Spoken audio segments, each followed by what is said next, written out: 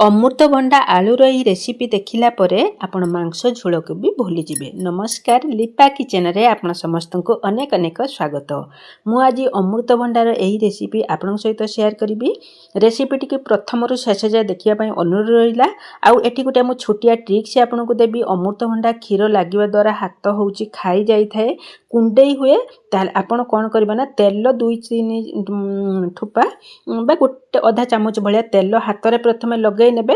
आउ होउची जोउथरे काटिबे सेतिरे मध्ये तेल लगे नेबे। देखिबे आपनको अमृतभंडा काटिबा द्वारा हाथ रे किछि भी फरक पड़िबनी। आउ अमृतभंडा क्षीर जेते भी हाथ रे लागिले ना काहेकि हाथ जमा भी कुंडे हेबन। निश्चित भाबे थरे ई ट्रिक को होउची फॉलो करंतु आउ अप्लाई करंतु, निश्चित भाबे आपनको काम रे आसीबो। देखंतु मु एठी अमृतभंडा को डेंफ काटिकी ता सहित टिके घुसी नेली, जो दरे एक्स्ट्रा क्षीर उडा हमर बाहर जिवो। आउ आमे कोन करबे ना छुरी साहाय्य रे आमे होउची कोन करबे ना ता अंती उडा को भलसे काढी नबा। आउ मंजीटा को मध्ये काढी नबा, काहेकि ना ई जदी हमर अंती उडा रहिबो ना रेसिपी टिके पित्ता लागिवो, भलो लागिवो। तेनु परिष्कार करी आमे अंती आ मंजी को बाहर कर नबा।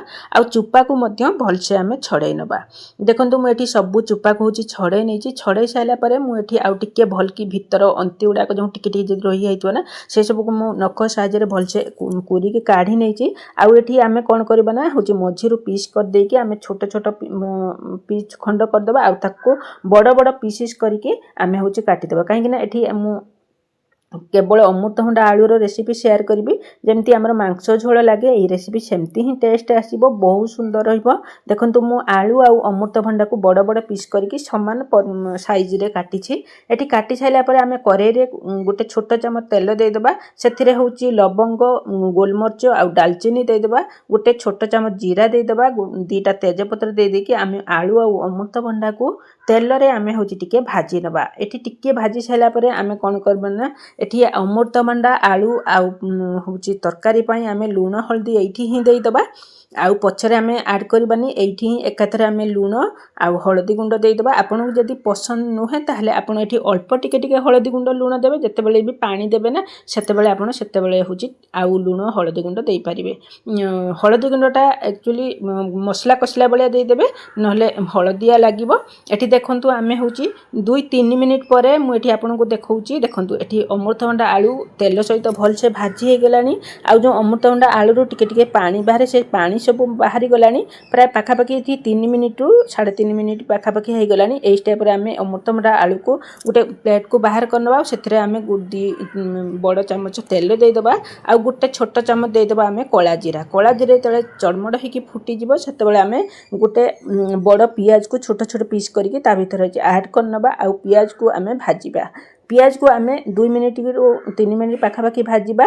पियाज को आमे मीडियम फ्लेम करके भाजीबा। देखंतु एठी पियाज हमर भाजी हे गलानी। एई रेसिपी जदी आपनको भलो लागे लाइक शेयर सब्सक्राइब करिया को जम्मारे भूलिबेनी। फेसबुक पेज तुले फॉलो करिवे। एई पियाज तळे भाजी हे जो गरम मसला गोटे चमच, आउ धनिया पाउडर गोटे चमच, लंका गुंड आमे होउची गोटे चमच दे दबा। आउ हळदी गुंड टिके गोटे पिंच, आउ लूण होउची गोटे रु 2 पिंच। काहेकि ना ए मसला जेहेतु आमे ऐड कले ना सेति पई मैं एठी टिके लूण देली। आउ ए सब देई साइला परे आमे 2 चमच दे दबा होउची अदा रसुण रो पेस्ट को दे देकी मीडियम रु टू लो टू मीडियम रे रखिकी आमे मसला को 3-4 मिनिट पर्यंत कसी नबा।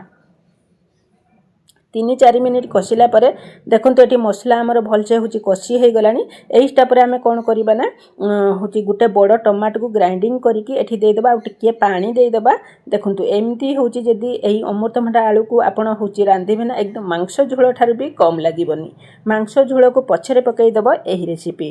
देखंतु एठी मसला आमे होची पानी दे साला परे आउ 2-3 मिनिट खंडे होची कसी नबा। एति जते बेले हमर तेल ऊपर को उठी आसीबो सेते बेले आमे कोन करिबा ना आमे जो भाजी के रखिथिले आलू आ अमृतभंडा ताकू ता भितरे होची ऐड करनबा। आउ एई मसला सहित भलसे आमे आउ 2-3 मिनिट पर्यंत होची कसी नबा। एठी मसला सहित मिसेई पसाइला परे आमे कोन करबा ना ताकू टिके होची कवर करनबा आउ 2 मिनिट पाखापाखी। 2 मिनिट परे मु कवर खोलुची। एठी देखंतु गैस रे मसला सहित जेतेबेले आमे अमृतभंडा आलू को कसिबा ना गैस को एकदम पूरा लू कर देबा जम्मा भी मीडियम रे रखिबेनी कि हाई रे रखिबेनी एकदम पूरा लू कर देबे लू कर दे कि एई मसला सहित कसिबे मसला सहित आलू अमृतभंडा जत्ते कसी जिवो बहुत बढ़िया टेस्ट आसीबो आ एथिरे आमे कसी साइला परे आमे एठी 300 रु 400 ग्राम पाखापाखी गरम पानी दे देबा गरम पानी दबा द्वारा शीघ्र एई आलू आ अमृतभंडा सिझी जिवो जेहेतु आमे तेल रे संतुली चंती तेनु आउ बेसी समय लागिबोनी केवल आउ 8 मिनिट पाखापाखी होउची एठी आउ लागिबो सिझिबा पई पानी दे दे कि आमे होउची 300 400 ग्राम पाखापाखी आमे पानी दे देबा पानी दे दे कि आमे होउची ताकू घोड़े देबा 7 रु 8 मिनिट एकदम पूरा होची मीडियम फ्लेम रे रखिबा हाई फ्लेम जमा भी करबानी काहे ना होची बेसी होची हमर पानी मोरी जिवो देखंतु एठी 8 मिनिट परे हे गेलानी माने पाखापाखी 9 मिनिट पाखापाखी हे गेलानी एठी आलू अमृतभंडा झोल एकदम पूरा होची ठीक ठाक अछि माने मोरी नाही बेसी एई स्टेप रे हमें देखितबा हमर परिबा सिझी छि कि नै देखंतु ए परिबा हमर एकदम पूरा परफेक्ट सिझी गलानी आ झोल मध्ये हमर ठीक ठाक अछि आ झोल भी जदी भी आपनकर झोल मोरी जाउ चाहे ना ताले एई स्टेप रे आपण आउ टिके गरम पानी करके दे देबे देखिबे होची जमा भी होची खराब होनी बहुत बढ़िया रहबो आउ होची हमें शेषो को कोन करबा ना गोटे छोट माने 2 पिंच भलिया गरम मसला दे देबा माने होची दालचीनी गुजराती रो होची गुंड एठी दे देबा आउ टिके कटा धनिया पत्र दे देबा एको आपण होची टिके जेहेतु झुलझुलिया रखी छि मु गरम भात रो खाइ परिबे रुटी रो खाइ परिबे आउ परोटा रे मध्य खाइ परिबे बहुत बढ़िया रहबो जदी आपण को एते झुल पसंद नले ताहे आपण आउ टिके मध्य झुल मारि परिबे केवल कसा कसा टाइप रे करिबे बहुत बढ़िया स्वाद रहइबो निश्चित भाबे एई रेसिपी को घरे बनांतु बहुत सुंदर रहइबो आपनको केमिति लागिला मो सहित शेयर करिवे रहिली।